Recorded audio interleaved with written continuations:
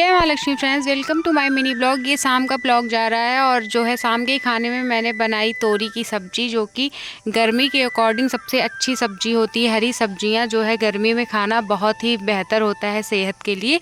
तो मैंने तोरी की सब्ज़ी बनाई और यहाँ मैं देख सकते हैं आप किस तरीके से मैंने छौंका लगाया। उसके बाद इसमें नमक ऐड करके इसको ढक दिया था। इसको मीडियम फ्लेम पे धीरे धीरे इसको मैंने पकाया और बहुत ही टेस्टी सब्ज़ी बन के रेडी हो गई थी। इसमें थोड़ा पानी ज़्यादा होता है, इसलिए इसको थोड़ा पानी को कम करने में, जलाने में टाइम लगता है। इसके बाद मैंने बनाई रोटी और हमारी रोटियां भी सिक के तैयार हो गई थी। मैंने खाना रेडी कर दिया और रोटी भी बन गई थी, लेकिन ये सब्ज़ी सूखने में बहुत ही ज़्यादा टाइम ले लिया था।